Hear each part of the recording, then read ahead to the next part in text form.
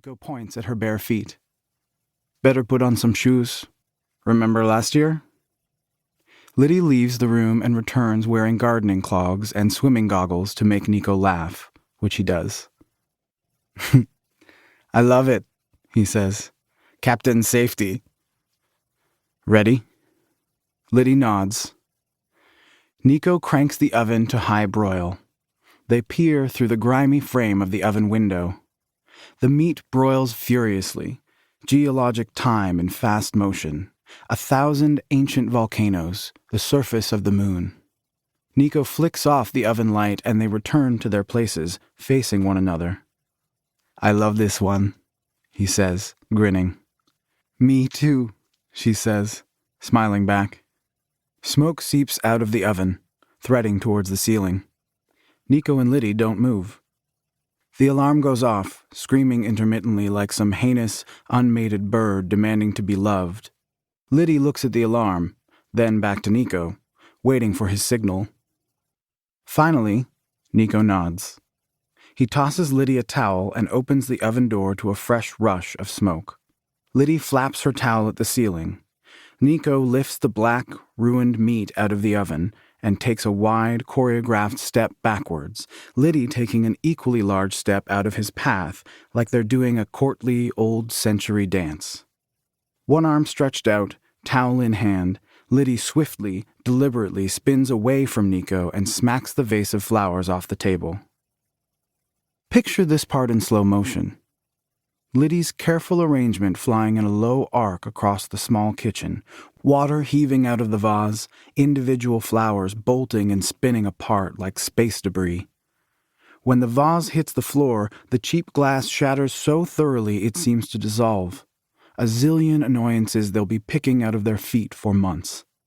Smoke in the air, floral carnage everywhere, bright petals floating in a puddle shimmering with glass. The smoke alarm still screaming, fitful and determined. Everything's a wreck. Nico steps towards Lydie, glass crunching under his shoes.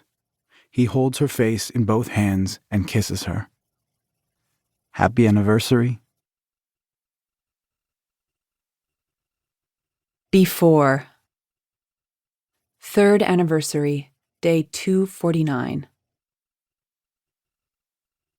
So how long have you two been together? A quick double-time beat starts up in Lydie's body, the tiniest hit of panic charging towards her hands and feet.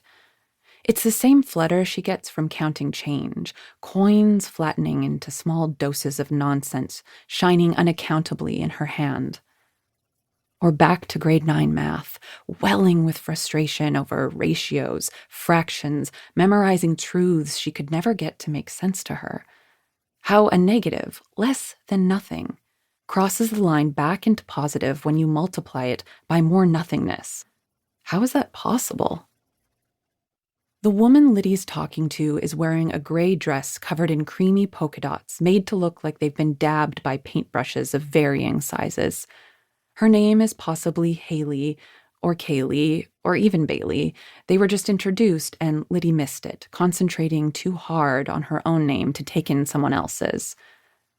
Polka-dotted Haley, or Kaylee, is the partner of Hamie, Nico's friend, the one he's talking to now. Their conversation pivoted just a few degrees overhead, leaving enough of a gap for the woman to make the call and break off with Lydie. This is the kind of party where people talking is the event. And now Lydie has been invited to join, to enter the arena, to participate. This question of how long she's been with Nico should be easier for Lydie to answer than it is. It's a question women ask, more and more as Lydie gets older, as the people she meets have aged out of impermanence. How long have you been with your... How did you two meet? What's your story? Do you want? Milestones, plans, hopes, hauntings. The relational accounting considered fair game between strange women, what passes as small, civil talk. Somehow both invasive and boring. Lydie often thinks there's something kind of messed up about women her age, how quick they are to bond with one another. The way they free-fall into conversation like they're taking a tandem plunge off a cliff, the get-to-know-you is...